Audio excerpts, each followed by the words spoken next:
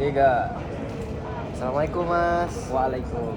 Jadi kira-kira Mas sini mau nemuin saya karena mau cerita. Iya benar banget. Nah sebelum kita masuk ke ceritanya, namanya siapa Mas? Perkenalkan dulu ya. Nama saya Aflah. Dipanggil Aflah aja sudah cukup aja ya. Saya masih mahasiswa di sini. Kebetulan juga anak rantau dari Bondowoso. Kalau Mas sudah perkenalan tidak etis kalau kami tidak perkenalan juga. Di sini saya dibantu oleh partner saya sebagai pengamat saja, tapi kami berdua berjanji apapun yang Mas Aflah ceritakan di sini tidak akan kami sebarkan di luar kelompok ini. Jadi ceritanya Mas Aflah akan aman di kami berdua. Perkenalkan, nama observer saya adalah Salman dan saya sendiri sebagai konselor Mas Aflah, saya bernama Marvin.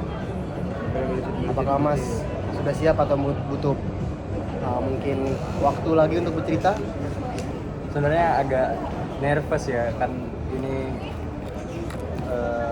jarang cerita ke orang lain juga sebenarnya. Apalagi kan pakai aku juga gak apa-apa ya, aku aja. Aku kan biasanya juga jarang ngobrol ke orang lain gitu, ke teman-teman. Lebih tertutup apalagi soal masalah ini. Dan bismillah. Siap. Nanti ketika bercerita kalau misalnya ada hal yang susah diceritakan, masa bisa berhenti sejenak atau mungkin minum, ini kita minum, kita siapkan ya. Saya juga sambil izin minum ya nanti pasti. Izin minum ya Mas ya? Boleh. Oke, apa Masnya sudah siap bercerita? Siap. Ya boleh, Mas ceritakan apa yang menjadi kalau kesama selama ini, apapun itu bakal kami coba bantu dan kami coba intervensi. Jadi ini aku cerita backstory-nya apa mau langsung straight to the point? Backstory pun nggak apa-apa. Kita punya banyak waktu. Oh punya banyak waktu. Jadi gak ada halangan batasan waktu ya? Ya, kita tidak punya halangan waktu. Jadi aku itu kan anak pertama dari 3 bersaudara ya. Dan kebetulan jadi ada, kalau di Jawa itu ada susunannya juga saudara-saudaranya. Di Bondowoso tuh aku tinggal bersama keluargaku yang jadi rumah induk anggapannya, rumah induk. Dan sebelah rumah itu ada saudaraku juga dari nenek itu anak bontot dari 4 bersaudara. Yang di sebelah rumah itu yang anak kedua, jadi otomatis lebih tua lah, yang sebelah rumah itu lebih tua, meskipun dia umurnya lebih muda dari aku, saudaraku gitu ya, itu dihitungnya tetap lebih tua mereka sesuai adat Jawa. Dan keluarga sebelah itu anak-anaknya banyak. Anak-anaknya banyak berarti kan Pak D, Om, Bude itu banyak. Anaknya juga banyak Pak. Dan sementara aku itu dari ayah bundaku, karena itu di keluarganya nenek yang dari bunda, berarti ibunya bunda. Kalau bundaku itu 2 bersaudara. Yang bundaku anak bontot juga kebetulan. Tapi yang anak pertama ini ada di Sidoarjo. Jadi di rumah induk cuman ada keluarganya aku, which is keluarganya bunda. Dan rumah sana yang saudara-saudaranya banyak tuh, artinya banyak. Dan itu aku karena pada waktu itu masih kecil, aku belum punya adik. Aku itu gak punya teman dong. Aku gak punya teman selain teman saudara-saudaraku itu, karena kebetulan aku itu rumahku di dalam gang dan cuman yang anak-anak kecil cuman aku sama si rumah sebelah itu. Dan aku itu termasuk pada zaman itu ya, termasuk yang keluarga yang bisa dibilang tuh berkecukupan banget di lingkungan hidup sana. Jadi aku sebenarnya difasilitasi apapun itu, mau minta mainan apa. Dan fun fact, dulu aku dibilang sama ayah itu, kamu itu beli mainan kayak minum obat. 3 kali sehari beli mainan baru. Tapi aku nggak bisa main sendirian, bosen lama-lama. Akhirnya aku ngajak main saudara-saudaraku. Kalau aku di Bondoso itu aku dipanggilnya Nanda. Dek Nanda, yuk main, gitu kan. Iya mas. Dan aku tuh mainnya biasanya sama namanya Mas, yang paling tua tuh Mas Titan, Mas Aril, Mas Adam, aku sama Dek Nia. Aku yang sendirian. Ini berempat itu keluarga sana. Dari kecil aku karena sudah sering main di sana, sering main bla bla bla bla. Terus kadang tuh aku pengen nginep buat main terus di sana, gak dibolehin sama orang tua aku. Aku nggak ngerti kan kenapa aku kok gak dibolehin. Ternyata semakin lama aku semakin paham. Aku tuh sudah mulai ngerasa aku kok diginiin ya gitu. Awal mulanya tuh mainanku kok diambilin. Mainanku ini aku beli ini kok ada di sana ya. Tanya lah aku dengan polosnya. Itu kok sama kayak punyanya aku. Mas nanti pulang sekolah main ya. Kayaknya itu mainannya sama kayak punya aku. Iya dek, main bareng yuk gitu. Sampai pulang sekolah, loh kok mainanku gak ada. Ternyata dia itu Mas Adam itu ngambil mainanku tanpa sepengetahuanku. Terus kamu ini nuduh mas semua sembarangan sama yang om Pak De Budeko gitu. Kamu tuh nuduh masnya sembarangan apa sih? Kalau kamu memang nggak punya ya kamu belilah. Kok bisa aku yang disuruh beli, itu kan punyanya aku. Terus ya udahlah aku ngalah. Terus ada kalanya Mas Adam ini beli sepeda baru pak. Sepeda motor atau Enggak, sepeda panca. Nah, karena waktu itu ini aku nih masih kecil nih. Sepeda Pacific warna hitam sama emas itu bagus banget. Terus direview dah. Dia bawa sepeda itu ke rumah. Bagus banget, pengen nyoba, pengen main bareng. Nah, akhirnya aku naik sama Mas Adam itu, aku lari di belakangnya Mas Adam. Sudah lari itu pas berhenti. Mas aku pengen nyoba mas gitu. Dek tapi kamu gak boleh naik sepeda ini sama bapak, sama Pak Ucet. Dipanggilnya nama bapaknya dia tuh Husen, tapi dipanggilnya Pak Ucet. Sama Pak Ucet gak dibolehin, takutnya nanti sama kamu dirusak. Ya Allah gitu mas. Oh ya udah gitu. Aku laporin ke keluargaku. Ini katanya Mas Adam, aku gak boleh naik motor sepedanya dia karena katanya takut dirusak, katanya Pak Ucet. Enggak kamu itu sebenarnya nggak apa-apa, cuman memang kamu tuh udah dibolehin sama mereka. Nanti ya beli sepeda lagi, sepeda buat kamu. Itu udah mulai ngerasa kayak kok ada yang aneh ya di antara dua keluarga ini. Udah mulai ngerasa tuh meskipun masih kecil. Terus aku ada satu momen aku tuh diajak ayah kerja, entah kenapa gitu. Setiap hari Minggu kan SD ya mas ya, SD tuh libur, suka banget ikut ayah kerja. Terus ayah ini aku diajarin motor juga dari kecil itu. Naik motor tuh kayak gini terus diajak ke rumah teman-temannya ayah, tahu ayah kerjaku kayak gimana gitu kan. Terus ini namanya Om ini. Ayah ini ternyata kerjanya bukan yang di kantor yang dimana ya, tapi ada juga ayah tuh kerja di kantor buat ngurusin anak buahnya katanya ayah gitu. Terus satunya lagi kadang ayah ke rumah teman-temannya itu ngurusin bonsai, tanaman. Tapi ini ayahku kerjanya apa ya? Kok bukan kayak yang polisi, bukan yang apa. Tapi ayah keren banget bisa bikin aku tuh beli mainan tuh mahal terus banyak gitu ya. Keren anjay gitu kan dalam hatiku meskipun saya kecil ya. Terus suatu ketika aku keinget aku tuh pengen banget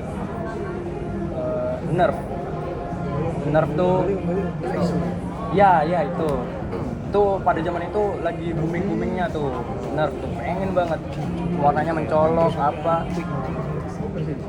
tapi ayah tuh gak bisa beliin karena mahal toh. Juga di Bondoso itu Nerf tuh gak ada, tapi rip off-nya yang ada, yang palsu. Ya udahlah udah beli dimainin cetir. Terus dimainin sama saudaraku itu. Rusak. Pas rusak itu. Lah, rusak udahlah. Wah, dilempar, Pak. Itu pas waktu dilempar kan ada aku. Udah rusak. Nih Dek. Itu dalam hati tuh. Aduh, kata kotor tuh. Sakit hati banget, gila. Itu langsung kepikir, wah aku tahu ayahku tuh kerjanya banting tulangnya kayak apa, itu langsung dilempar kayak gitu. Kamu punya masalah apa sama aku? Kamu gak tahu ayahku kerjanya tuh sesusah apa sampai digituin. Terus dia nahan nangis kan, udah tapi tak bawa pulang. Aku bawa pulang, dannya rusak gitu. Dianuin sama mas ini. Oh ya udah, ini dibentin kakekku yang biasanya benerin gitu. Udah bisa lagi, ya usah dibawa ke rumah belakang. Terus ada mereka tuh lagi kumpul-kumpul keluarga. Aku join karena rame, asik. Kalau di rumahku sepi, Pak. Main ke rumah belakang situ. Pas lagi bagi-bagi pohon rambutan. Lagi musimnya rambutan itu. Cetek. Bah, aku mau juga. Bocil, gitu. Pengen. Terus enggak boleh kamu enggak boleh. Ada Mas Adam itu punya kakak kandung namanya Mbak Selin datengin aku ke depan mukaku. Dia bilang, kamu tuh gak ngasih apa-apa keluarganya kita.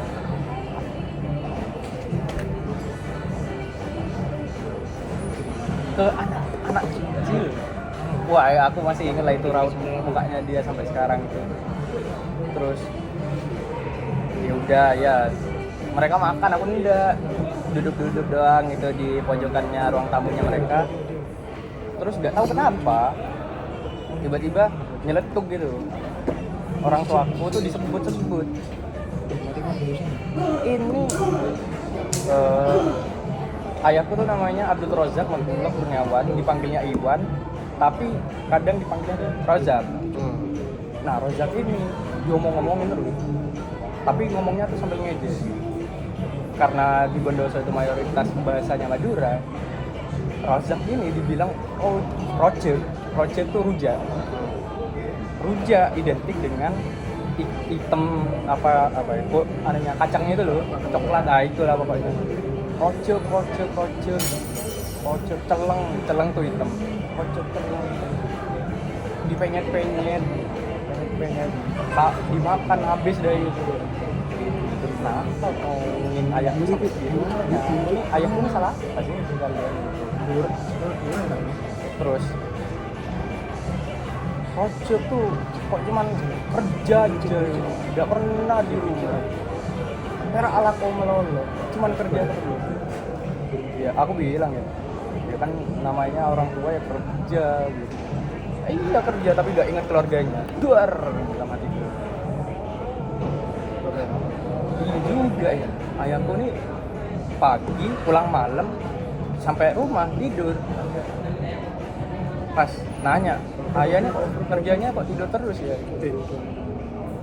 Kamu kan pernah sama ayah pernah aja kerja. Kamu tahu ayah kerjanya kayak gimana? Menurut kamu capek nggak kerjanya kayak ayah? Capek ya. Terus kalau capek, kamu Ngapain? Tidur. Iya. Mereka tahu nggak yang ayah lakuin, yang ayah jalanin? Enggak. Ya udah. Itu ya Tuhan, sakit banget, sakit hati tuh. Aduh anjir. Sakit banget hatiku. Pas ini kenapa sih aku tuh ada salah apa ya sama mereka, sama keluarga mereka? Ternyata semakin dewasa tuh aku sadar kalau mereka tuh sebenarnya ada rasa kebencian. Ada kebencian dengan keluargaku. Karena keluargaku ini berkecukupan dan seakan-akan nggak mau bantu mereka. Dan faktanya aku baru dikasih tahu beberapa waktu lalu dari nenekku, sebenarnya keluarganya mereka itu kena PHK. Si kakeknya itu kena PHK, kepala keluarganya kena PHK, dan anaknya mereka tuh banyak. Om, Pak D, Tante, Budeku tuh ada 7 orang. Itu karena orang tuanya PHK, bubar Pak. Bubar, nggak ada kayak pensiun, nggak ada apa, udah bubar, serabutan. Terus keluargaku ini iba dong, karena saudara juga. Jadi kalau mau makan tinggal datang ke rumahku aja. Kamarku itu dijadiin ruang makan dulu. Terus karena kakekku ini kan ASN. Kalau dulu sistemnya ASN itu katanya ya per kepala itu dapat 10 kg beras. Ya kayak gitu. Karena kan aku tadi bilang ada kakekku, nenek, Pak D, sama bunda. Jadi masing-masing 40 kilo. Itu kadang kami tuh telur putihku, nenek sama kakek itu baginya 20 kilo buat keluarga kita, 20 buat keluarganya mereka. Terus lama-kelamaan buat keluarganya mereka sudah habis, ngambil punyanya kami, tapi tanpa bilang. Dengan alasan itu mau minjem duit ke keluargaku, gak dibolehin. Sudah gak dibolehin, nyolong beras. Berasnya itu kalau zaman dulu bisa barter Pak, jadi duit buat nonton bioskop. Nyolong buat buat nonton bioskop. Aku pengen tahu rasanya nonton bioskop kayak gimana. Nyolong punyanya keluarganya Nanda aja lah. Terus nenekku kan sudah gede ya gitu ya. Ini kok keluargaku diginiin ya, Mas, ke kakek, Mas, ini kita yang pindah atau mereka yang dibikinin rumah? Ya Allah, mau dibikinin rumah? Bukan yang kita yang pindah atau mereka yang pindah, enggak, dibikinin rumah, mau dibikinin rumah. Kenapa? Karena rumahnya aku ini, rumah indukku ini, itu anggapannya kayak legasinya dari orang tuanya nenekku itu. Namanya aja rumah induk tuh. Katanya mendiang nenek buyut itu bilangnya, ini aku pasrahkan ke kamu doang, jangan sampai dikasihkan ke keluarga ke kakak-kakakmu. Aku percaya sama kamu, jangan sampai rumah ini jatuh ke tangannya orang lain. Sudah aku kasih masing-masing. Nah itu yang bikin utiku gak mau cabut dari sana. Tapi dibikinin rumah Pak, ya Allah. Ini sudah kalau di itu kan saja. Dibikinin rumah, akhirnya dibikinin rumah, terus sama kakekku itu dibikinin rumah buat mereka tinggal di sana. Dan rumah yang dibangun sama kakekku itu yang sekarang jadi rumah di samping, yang di belakang rumah itu Pak. Menurutku kok bisa sih ada kepikiran kamu tuh mau ngejelein keluarga aku tuh dari mana? Kok bisa sejahat itu? Karena sudah ada aku dan aku sering main ke sana, yang jadi apa ya? Jadi kambing hitamnya tuh aku terus.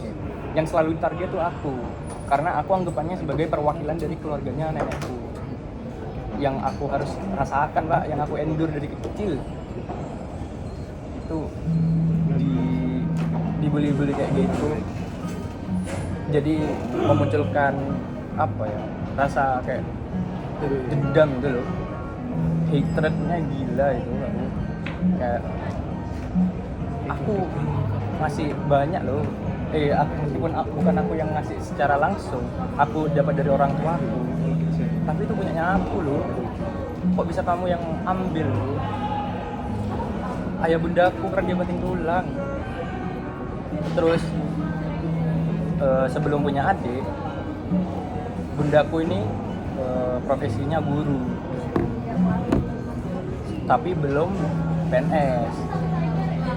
Terus bundaku ini karena dari dulu hidupnya enak lah, nyaman, berkecukupan, sementara ayahku kan enggak. Ayahku tuh bisa dibilang ayah keluarga miskin Pak, miskin gelok dah. Jadi sense of survivalnya itu tinggian ayah. Terus ketika punya aku, bunda nih mau nyerah. Mas aku wis gak kuat mas, wis duit anda kerjaan kayak gini-gini terus, dibayarnya cuma 50.000 per bulan, 50.000 ke 20.000 per bulan. Jadi guru, aku gak bisa mas kayak gini mas, katanya ayah. Gak ikut yoga itu. Kalau kamu gak kerja, kalau aku sendirian yang kerja, nanti gimana Nanda? Kan gitu. Terus ini ada tes-tesan PNS, apa nyoba, tidak mau nyoba buat tes PNS lah gitu. Mana itu hamilnya adikku yang pertama. Terus akhirnya lahir adikku yang pertama itu. Beberapa tahun kemudian itu masih menstabilkan ekonomi untuk tes CPNS. Terus ketika hamil adikku yang kedua, akhirnya itulah baru bundaku tes PNS. Bundaku itu cupu banget di matematika, belajar ke saudaranya, iya sepupuku lah, ke sepupuku. Dari pagi pulang dari sekolah beliau belajar sampai malam looping kayak gitu terus akhirnya tes PNS itu first try lolos, alhamdulillah. Terus dengar kabar dari rumah belakang bahwa ini yang cewek, mbahku yang cewek ini yang ngambil beras buat beli nonton bioskop itu, emang biangnya itu bundaku namanya Winda itu lolos gara-gara aku nitipkan ke Endang supaya Winda ini dimasukin PNS. Aku dengernya kok sampai begitu, tahu apa, bundaku murni. Nggak ada kayak gitu bundaku kerja kayak gitu loh. Dan apa ya, aku juga di SD itu juga dibully kan. Bayangkan selama 6 tahun ke belakang, 6 tahun SD sama bawahnya SD juga, dari TK itu aku tuh dibully dari dua lingkungan yang berbeda, dari keluarga yang rumah belakang itu sama di SD ku sendiri. Di SD ku sendiri ini anggapannya kayak ada emperornya lah ya gitu, ada kaisarnya, ada bosnya. Fun fact, bosnya kecil Pak, pendek, tapi entah kenapa dia mentalnya jago banget. Kalau di bahasa Madura tuh dia orangnya petel, kayak tukang berantem terus. Kawan-kawanku yang lebih tinggi dari dia, lebih gede, takut sama dia. Terus dibentak-bentak, kamu tuh udah tahu apa-apa. Ya kayak anjing, kamu anjing apa-apa gitu. Terus dari aku yang sudah di rumah dibully, aku di sini dibully, itu rasa buat dendam tuh tinggi sekali. Ada satu kejadian botol Yakult itu kalau dipotong jadi 2, itu yang bagian bawahnya itu dicolok terus digini lagi, dibunyiin dari bawah. Tak. Itu bunyi keras banget. Nah, aku itu jadinya orang yang sensitif. Dibercandain dikit ngamuk. Nah, si temanku ini nyoba gini, kena ke kuping. Tong, bunyi kan. Aku marah-marah ke dia, tapi dia kayak makin nyolot. Oh, oke. Kamu nyolot ke aku, oke. Tak tunggu. Aku panggil ayahku. Ayahku datang cepat. Nah, aku ngerasa aku nih kalau aku cepu ke orang tua aku nih, aku bisa punya tambahan kuasa gitu. Jadi bibit-bibit dendam itu aku dapetin dari SD itu. Dan beranggapannya dengan itu sudah terlalu sedikit dari cerita masa laluku yang soal aku ini, dan aku tuh trauma kan jadinya. Aku jadi benci sama orang, yang gampang benci sama orang. Aku jadi orang yang pendendam gitu kan.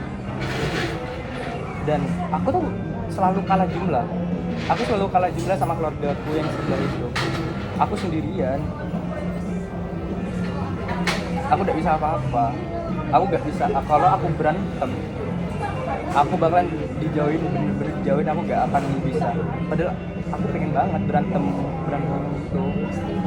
Sampai aku mikir, kayaknya balas dendam itu bukan gak cuman dari fisik doang.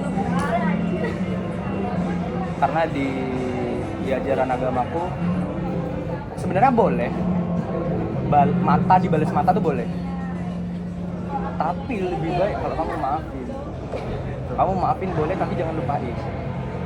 Nah, itu yang jadi bensinku naik nih. Kita tuh SMP, terus di SMP itu masih cupu, Pak. Hitungannya masih cupu ya. Itu cupu. Terus aku tuh pernah diginiin. Rambutku ini dulu gak kayak gini dulu. Aku tuh rambut dulu botak.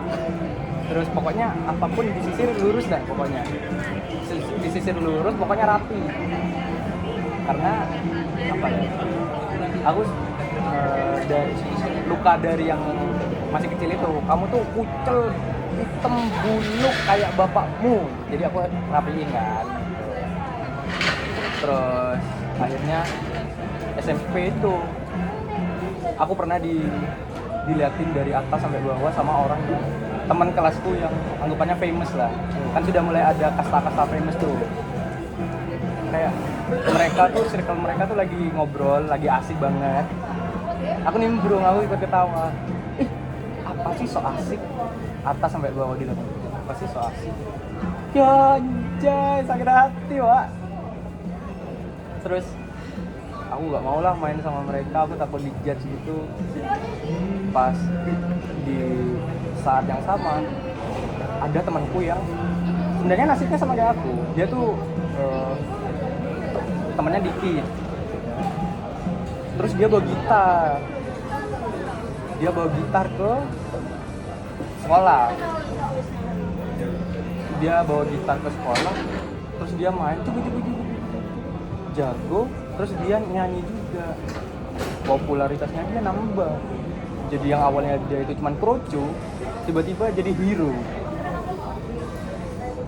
Aku ke sahabatku bilang, kok bisa ya orang ini dari cupu? Kita bisa ndak ya, Man? Sahabatku namanya Aiman. Kok bisa ya, Man, ya kayak gitu ya? Kamu ada gitar, Man? Ada juga. Oh iya, belajar, Man. Akhirnya belajar tuh nyoba gitar tuh. Awalnya ya sakit banget, cupu gitu kan. Terus aku tuh ada basic juga dari piano. Aku ada basic piano yang aku belajar tuh cuman do re mi fa sol la si do gitu, Ibu Kita Kartini gitu. Udah gitu doang. Tapi aku sudah bilang kayak aku bisa loh main piano, tapi mainnya cuma ting ting ting ting ting gitu doang, mencet-cet doang. Terus di SMP ini kok kayaknya ini ada peluangnya aku bisa jadi jadi famous juga. Sudah aku belajar piano sama gitar, pandemi pak, bubar, nggak bisa pamer, nggak bisa nunjukin. Sebenarnya akhirnya aku belajar itu dari pandemi itu sampai akhirnya kelas 9 mau SMA, aku mulai banyak merubah gaya hidupku, stylingnya aku, caranya gimana sih biar kelihatannya tuh keren, bla bla bla bla bla, dan mencoba juga memiliki hubungan dengan orang meskipun bubar. Dan itu bubarnya tuh ya karena masih di SMP, tahu apa sih bocah ya. Pada zaman itu juga HP juga belum terlalu yang semodern sekarang. Instagram juga tahu dari mantan HTSan aku dulu ya, saking aku jarang interaksi bersosial kayak gitu, aku tuh nggak mau punya Instagram karena aku bilang apa sih Instagram tuh ada followernya kayak Dajjal. Kok bisa kan? Tapi coba deh mas download Instagram. Akhirnya ya aku punya Instagram, tapi ya itu brick by brick, dulu masih kayak followersnya dikit banget. Akhirnya ke SMA, kelas 10 aku jadi orang yang cuek, cool abis parah, biar kayak ya kalau orang yang misterius anjay gitu. Padahal dia cupu. Terus dipilih jadi ketua kelas, itu belajar, tapi tetap jadi yang pendiam doang, jadi introvert. Tapi dari aku yang introvert ini banyak diomongin pak. Ih, itu ketua kelasnya IPS 1 cool banget ya. Aku pas tahu itu, aku ternyata bisa dapat banyak popularity di SMA ini. Padahal gapnya agak terlalu jauh dari SMP ya. Oke. Terus aku sama circleku dulu itu, karena itu masih pandemi, ini kita tarik lagi pas waktu pandemi, kan buka TikTok terus ya, TikTok cindu. Nah, aku sama temanku, sama circleku itu, siapa yang mau ceweknya cindu, punya cewek cindu. Aku kalau ditantang kayak gitu kan, let's go. Terus di SMA aku itu, di kelasku itu ada Chinese, lucu. Terus, aduh tapi beda agama nih,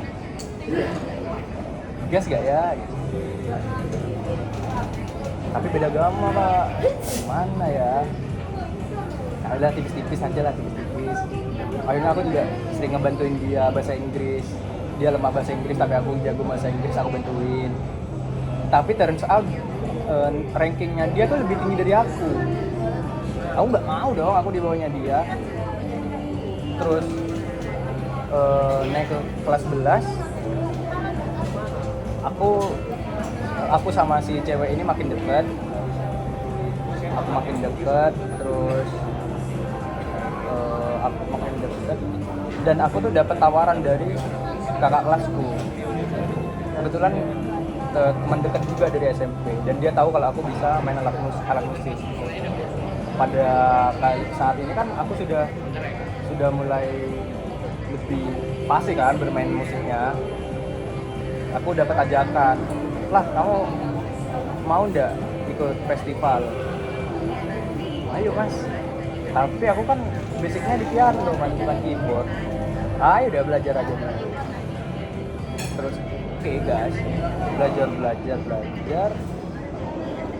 Padahal lagunya tuh udah terlalu susah, tapi susah waktu itu karena masih nggak se teknologinya dan ngerasa karena belum pernah nyoba gitu. Coba hal baru. Juara 1 pak. Juara 1 itu namaku dipanggil pas waktu upacara. Wais, aura plus. juara 1 dapat best keyboardist pertama kali nyoba. Gimana agak langsung ngerasa tinggi.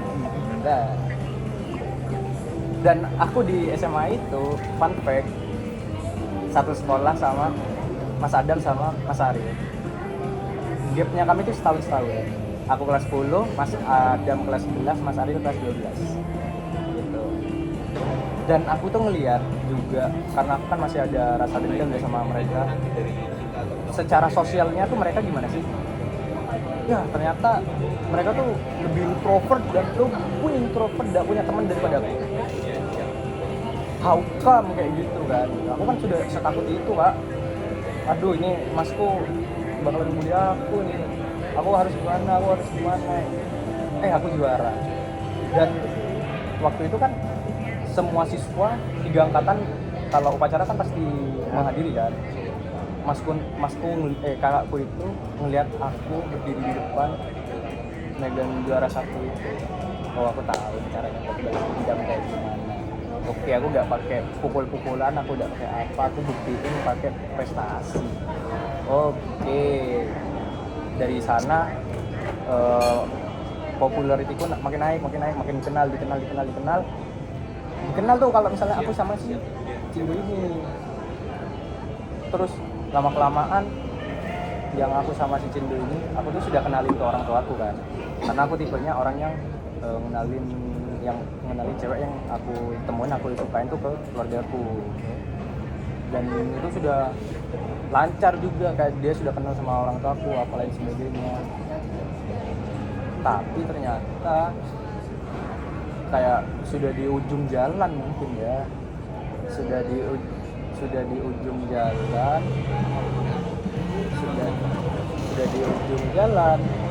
ternyata harus putus. Lanjut, sorry, ada. Ternyata harus putus, dan aku dikasih tahu kalau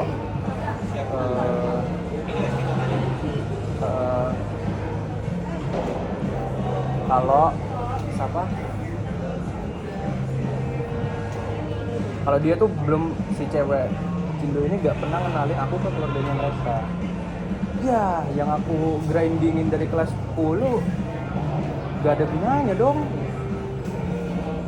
Terus aku deket sama aku tuh karena stres itu aku diajak nonton sama kawanku ke Jember, Kota Seberang.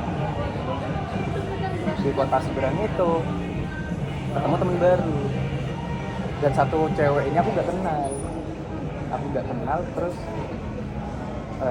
karena aku sudah merasa aku sudah punya enough fame, SKSD lah ke si cewek itu. Sudah SKSD nyambung, ngerasa cocok.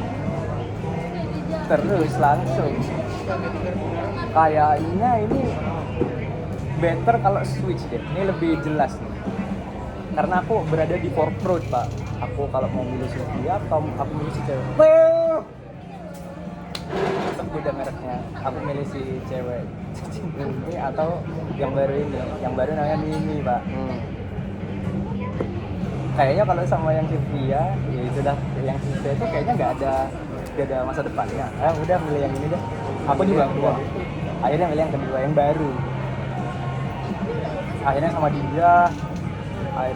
dia bubar sama yang Chinese. Udah makin intens pacaran. Terus aku juga gitu, prestasi terus.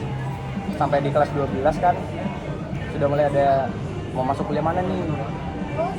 Sudah saatnya untuk memikirkan masa depan. Oh iya ya, aku kalau misalnya masuk kuliah paling enggak aku mau yang aku nggak mau ada tesnya, karena orang tua aku selalu bilang, kamu kalau bisa nanti mau masuk kuliah jangan yang ikut tes. Oke. Jangan. Apa? Yang undangan. Apa ya? Caranya gimana ya? Aku mau masuk jurusan apa ya? Terus aku ngobrol sama kakak kelas. Akhirnya aku dapat hidayah ke psikologi. nyoba ke psikologi itu dan keterima Pak. Alhamdulillah keterima SNBP undangan. Itu rasanya kayak balas dendam terepik lah buat aku, karena kesannya balas dendamku ini aku nggak mau secara fisik, tapi aku mau aku dari keluarga aku ini, kalau aku nggak mau mengikat keluarganya mereka, tapi aku mau keluargaku bangga punya aku, karena aku cowok, adikku semuanya cewek, dan aku ujung tombak keluarganya mereka, keluargaku ini, aku nggak mau bikin malu, aku bawa nama baik keluargaku, biar dah itu mereka, karena mas-masku ini, kakak-kakakku yang suka ngebully aku itu, nggak ada yang masuk PTN negeri dengan undangan itu, nggak ada. Jadi kayak Ya boleh. Jadi kayak apa ya? Ini loh adikmu, orang yang kamu bully, yang kamu sudah sikat habis-habisan keterimanya pakai undangan itu. Udah keterima. Terus bingung nih, ceweknya si ini nggak keterima. Akhirnya dia nyoba yang UTBK. Yang UTBK keterima tapi bukan di kampus yang dia suka. Intinya long story short, bubar juga sama yang ini. Oke. Terus ya udahlah, karena itu bubar, aku anggapannya kayak memulai hidup baru lah di Surabaya ini, dengan apa ya, orang kan bakalan ketemu orang yang lebih baru daripada yang SMP SMA, pasti itu, apalagi anak rantau. Dan itu aku karena sudah punya Instagram itu, dari Instagram kadang tuh aku bikin kayak coveran lagu gitu atau apa gitu, aku lagi senang sama lagu ini, aku bikin coverannya, kok banyak yang suka kan, kok banyak yang suka, wah nih egoku kayak dikasih makan gitu kan. Terus si kakak kelas yang tadi aku bilang memberikan hidayah ke psikologi itu ngajak aku bikin satu projectnya itu bikin videografi. Di videografi itu dia tuh bikin organisasi, angkatannya mereka bikin organisasi komunitas gitu, dan aku diajak buat bikin video. Awalnya aku cuman jadi apa ya, kayak supervisornya aja, ngasih tahu ini kurangnya gini. Tapi dilihat-lihat ini kerjaannya kok jelek, kok kurang ya. Coba aku aja deh, aku aja yang ngevideoin. Akhirnya aku tuh yang ngambil alih. Terus aku yang ngeditin, aku kenal sama kating-kating juga. Aku dikenal sama kating juga nih akhirnya. Terus itu ternyata video itu dilombakan. Videonya dilombakan di tingkat provinsi Jawa Timur dan juara 1. Gila, what a start buat bocah semester 1. Terus dikenal itu, jadi aku orangnya kayak anjay, itu aku yang itu aku deh. Itu kok videonya bagus, iya. Siapa yang bikin? Wah, nih sudah mulai sombongan, art sombong ini sudah mulai. Terus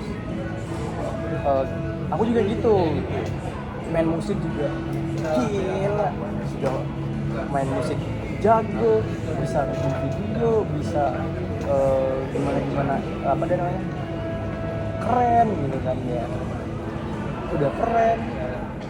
Terus siapa sih yang nggak mau sama aku? Wah gila kan.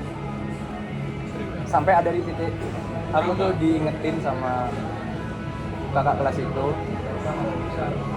Le, kamu ini kayaknya star syndrome ya, kamu tuh terlalu sombong, kamu terlalu dangak ke atas, lihat atau bawah coba. Itu langsung masa sih aku kayak gitu. enggak ya, kayaknya aku udah ngerasa deh. Terus cewek-cewek di Surabaya itu ternyata berbeda jauh dari Bondowoso. Apa yang aku biasa lakukan di Bondowoso itu dianggap lain. Kayak sebagai manner lah ya, ada manner. Bukain pintu buat cewek gitu, menurut sih biasa aja, manner dong. Sebagai cowok bukan pintu kenapa sih? Terus chatting-chattingan sama cewek kan temen, kenapa enggak sih? Apalagi aku nggak punya cewek sudah. Kenapa sih, ada salah apa? Ada cerita juga, aku tuh dibilang buaya. Waduh, aku kok bisa dibilang buaya tuh dari mananya? Kayak sudah overkill banget. Musik iya, video iya, ini itu buaya.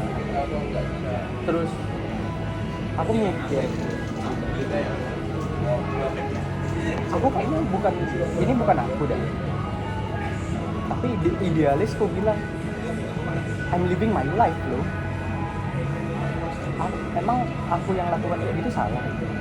Terus kalau misalnya memang bener ada yang suka sama aku, terus aku harus bertanggung jawab atas perasaan dia? Kan enggak. Kalau dia yang suka ya udah dia. Kenapa aku harus yang tanggung jawab? Juga hal sekecil itu bisa bikin orang baper. Loh, ya salah yang baper lah. Kok bisa salahin aku? Aku ini tidak apa-apain. Dibilang ini itu. Deep inside, kalau aku ngambil hikmahnya, sebenarnya tuh aku sudah berhasil.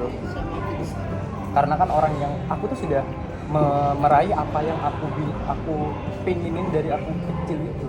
Aku tuh pengen dilihat, aku pengen didengar, aku pengen diakui, gitu kan. Aku dapat pas waktu kuliah itu, dan sudah dapetin itu, rasanya aku rasanya kayak kehilangan aja gitu. Aku butuh apa sih? Aku kok jadi kayak gini? Aku jadinya bingung. Ini tetap salahnya aku atau mereka? Aku nih harus mengendalikan yang mana?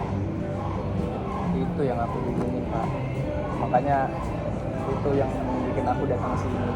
Dan aku harap dengan keprofesionalitasnya kalian bisa menampung ceritaku yang panjang ini ya, Pak ya. Oke, jadi sekarang bisa kita breakdown satu persatu ya. Boleh. Kamu cerita dulu tuh kan, kamu mempunyai rasa ingin balas dendam, gitu kan? Iya. Apakah sampai saat ini itu masih ada? Sudah jauh berkurang. Jauh berkurang, tapi mungkin ketika sedang kepikiran itu, aku ingin pahamin dulu. Perasaan itu tuh muncul pada saat kamu memikirkan apa sih? Pada saat sedang dalam kondisi apa dong itu? Ketika apa nih? Misal di momen apa kamu tiba-tiba kepikiran ingin balas dendam? Ada suatu momen atau apa? Bisa kamu ceritakan? Yaitu ketika aku ingat aku nih keluargaku tuh pernah diginiin.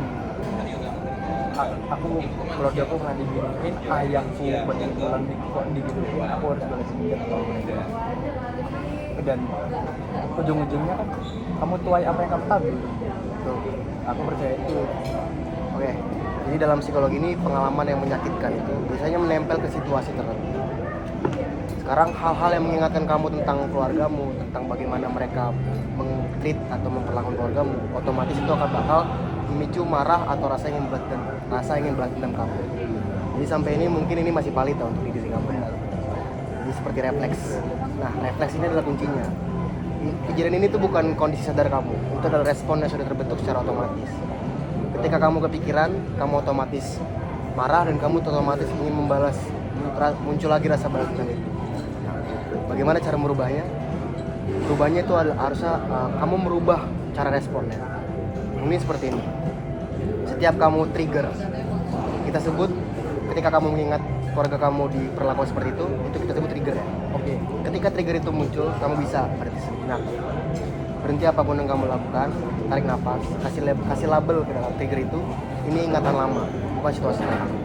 Kenapa saya bilang begitu? Karena kebanyakan manusia itu terjebak di masa lalu atau mungkin terlalu fokus ke masa depan sehingga melupakan masa sekarang. Hal seperti itu banyak yang membuat manusia itu kurang menikmati hidupnya. terlalu banyak memikirkan masa lalu, terlalu banyak memikirkan masa depan, itu sebenarnya nggak bagus juga. Jadi kita usahain dalam sesi konseling ini kita fokus pada masa sekarang saja, oke? Kita ganti responnya secara bertahap. Misalnya, dulu ini sama ketika kamu merasa star syndrome ya.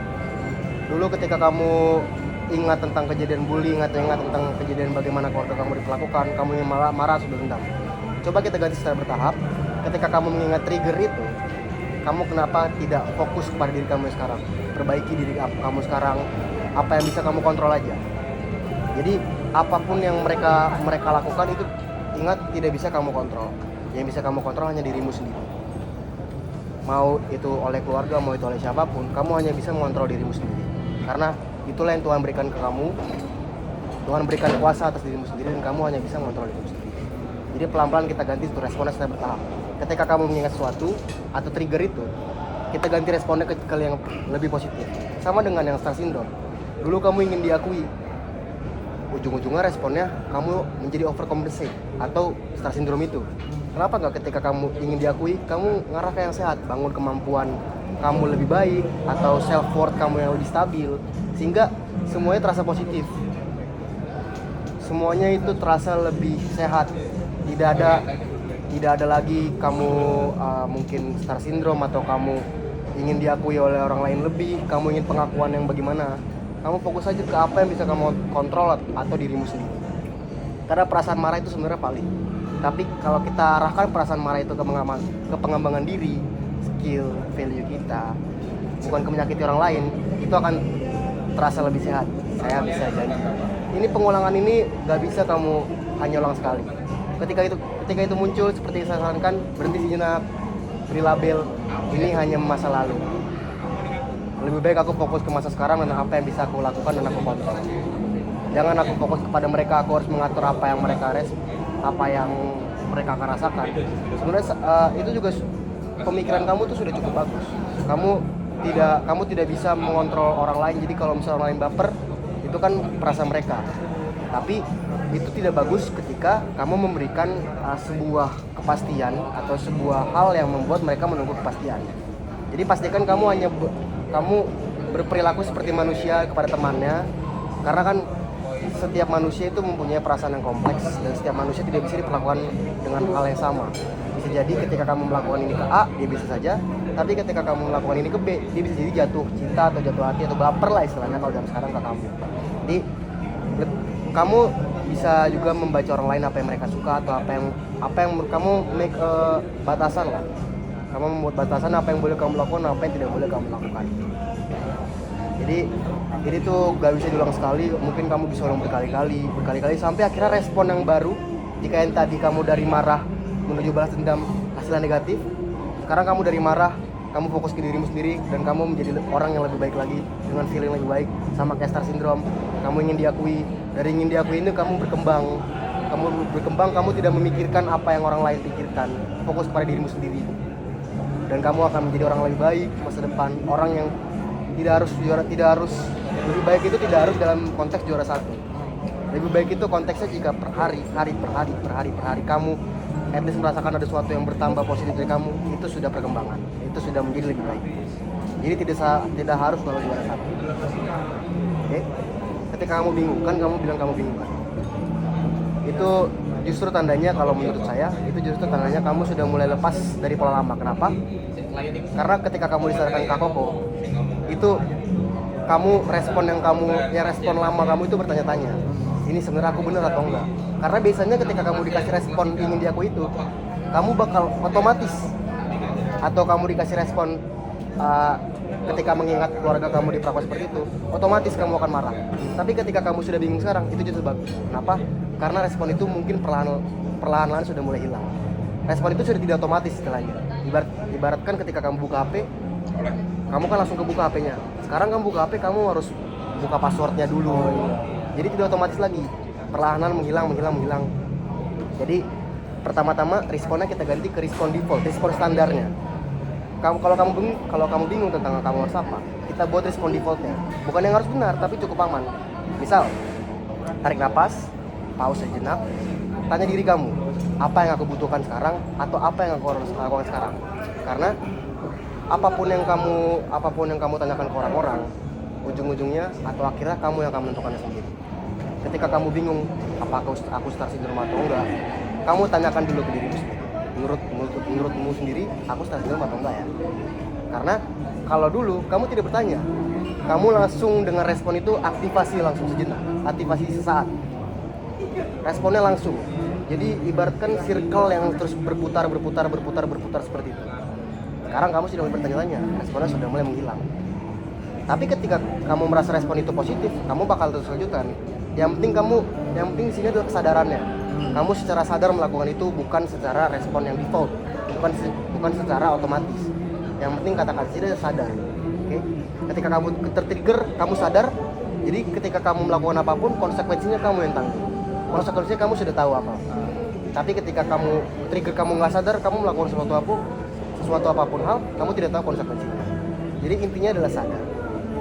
Kurangin tekanan, harus tahu jawaban besar. Kamu tuh tidak harus langsung tahu arah hidup kamu atau keputusan besar dalam diri kamu. Yang penting sekarang respon kecil yang tidak merusak diri sendiri. Yang penting sadar ya. Karena kamu tidak sadar, sekecil apapun responmu, bisa jadi itu merusak dirimu sendiri. Kalau kamu tidak sadar. Tapi ketika kamu sadar, seperti yang sudah tadi, kamu tuh tahu konsekuensinya apa. Sehingga karena kamu tahu konsekuensinya apa, jadi konsekuensi sekecil apapun kamu bisa tanggung. Oke? Latih pilihan lah. Jadi mungkin cara terakhirnya tuh latih pilihan, bukan kebiasaan lama. Dulu tuh kamu bereaksi, sekarang kamu bisa memilih. Kamu dulu bereaksi secara otomatis, sekarang kamu bisa memilih. Pilihan itu mungkin awal-awal akan terasa random, kamu bingung mau milih apa. Tapi itu lebih sehat dibanding kembali kamu ke jalan respon yang salah. Ketika kamu bingung sekarang, aku harus ngapain? Ketika aku mungkin kepikiran orang tuaku yang dilakukan seperti itu oleh saudaraku, kamu bingung kan? Tapi itu justru lebih sehat dibandingkan kamu ketika dulu kamu memikirkan trigger tersebut lalu kamu langsung kepikiran balas dendam. Itu justru lebih sehat. Lebih sehat kamu bingung. Sekecil apapun bingungnya, sekecil apapun bilang kamu, serandom apapun bilang kamu, itu justru lebih sehat. Bingung itu bukan tanda berarti kamu lemah. Tanda kamu sedang belajar cara merespon. Kalau kamu terus latihan, nanti responnya tuh akan terus terasa otomatis. Respon yang positif lama-lama akan terasa. Ibarat kata robot jika sudah seperti ini dia bakal melakukan hal seperti ini. Atau mungkin kucing yang sudah diberi pasir dan diberitahu tempat tanahnya untuk membuang air besar, dia akan terus seperti itu. Tapi ketika dia tidak diberitahu, responnya otomatis akan buang air besar dimanapun.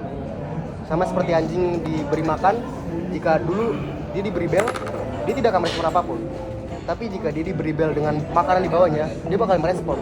Awalnya dia merespon dengan makanannya, dia bakal langsung makan makanannya. Tapi ketika itu dilakukan secara bertahap, ketika diberi bel saja, dia pasti tahu saya bakal diberi makanan. Mungkin sama juga seperti manusia. Responnya dibangun secara bertahap, sekecil apapun, serandom apapun, asal itu positif dan kamu tahu konsekuensinya.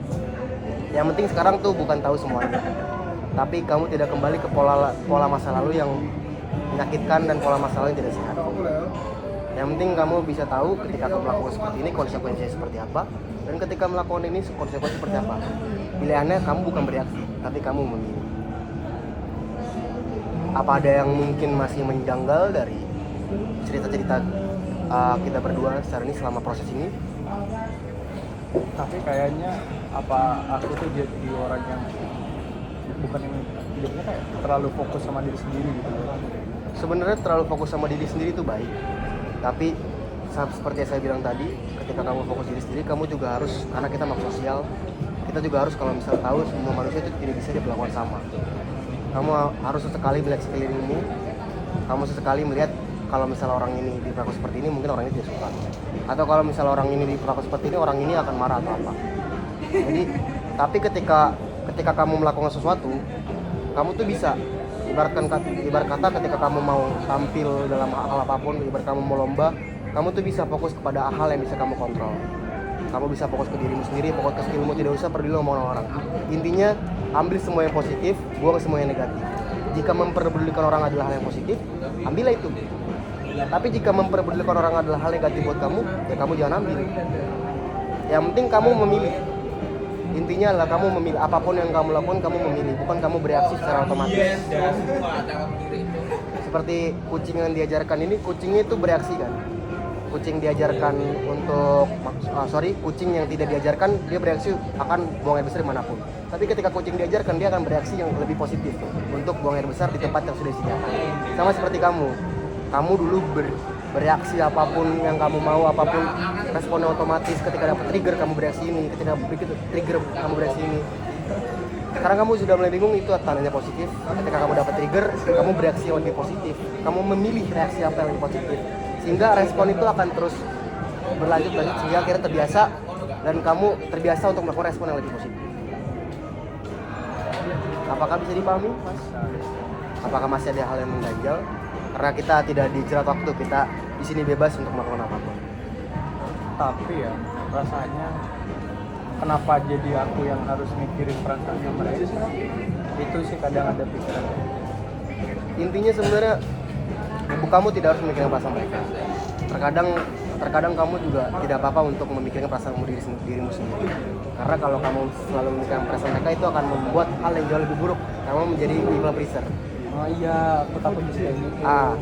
Oke, malah itu saya bilang kamu fokus ke apa yang bisa kamu kontrol. Tapi sesekali kamu lihat sampingmu, kamu lihat teman-temanmu yang berlari di belakangmu, teman-temanmu itu menunggu kamu atau teman-temanmu berlari. Fokus kepada orang-orang yang baik kepada kamu. Kamu perlakukan manusia selayaknya manusia saja. Tidak perlu perlakukan manusia selayaknya dia seperti orang yang di atas kamu. Seperti kamu tadi memperlakukan teman gengmu yang sangat punya aura besar yang kamu bilang tadi. Kamu perlakukan dia seperti manusia. Ketika dia kurang ajar kamu lawan, itu baik. Tapi perlakukan manusia lah seperti manusia saja. Jika orang ini berperilaku positif, kamu berperilaku positif juga kepada mereka. Fokus kepada respon positifnya. Fokus kepada apapun yang bisa kamu kontrol. Jadi tapi terkadang memang tidak apa-apa memikirkan diri sendiri. Tidak harus kamu menjadi apa yang orang lain kamu ingin, apa yang orang inginkan ke kamu. Tapi perlakukanlah mereka seperti biasanya saja, seperti layaknya manusia, seperti layaknya makhluk sosial. Karena kita sama-sama membutuhkan manusia untuk hidup. Kamu tidak harus melakukan apapun yang mereka minta. Kamu tidak harus menjadi seperti apapun yang mereka minta. Jadilah dirimu sendiri. Tapi sesekali, jika itu positif dan jika itu benar menurut kamu, nengoklah ke samping, nengoklah ke atas, berhenti sejenak. Kamu melihat, apakah aku sudah cukup baik sebagai manusia? Apakah aku sudah cukup baik memperlakukan teman-temanku? Kamu tidak harus jadi people pleaser. Bertindaklah selayak manusia saja.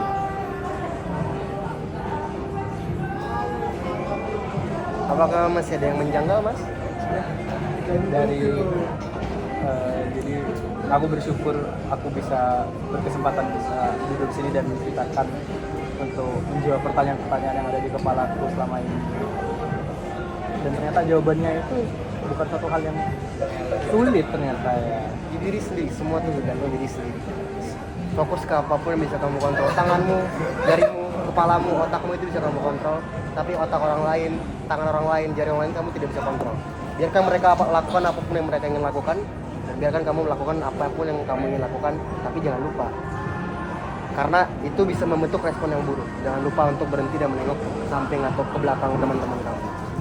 Perlakukan manusia selayaknya manusia, perlakukan dirimu selayaknya manusia, perlakukan semua manusia selayaknya manusia. Karena kita ini makhluk sosial. Gak perlu jadi orang jahat karena dia jahat, aku jahat juga ke orang lain. Tidak perlu. Buatlah respon yang positif sehingga kamu di kedepannya kehidupan makin sehat. Yang penting kamu tidak bereaksi, kamu memilih apapun yang kamu lakukan, kamu tahu konsekuensinya. Konsekuensi kecil apapun, karena kalau misal kamu tahu konsekuensinya, istilahnya kamu bisa tanggung itu kan. Intinya seperti itu. Terima kasih banyak Marvin, Pak Marvin, Pak Salman sudah jadi asisten, jadi partnernya Mas Marvin. Terima kasih banyak. Aku sangat bersyukur bisa bercerita di malam ini. Sampai kita sudah kehilangan waktu dari ini, tapi aku sangat bersyukur dan berterima kasih. Terima kasih, Mas. Terima kasih banyak. Jika butuh apapun bisa menghubungi saya. Oke. Let's go. Let's go. Ya.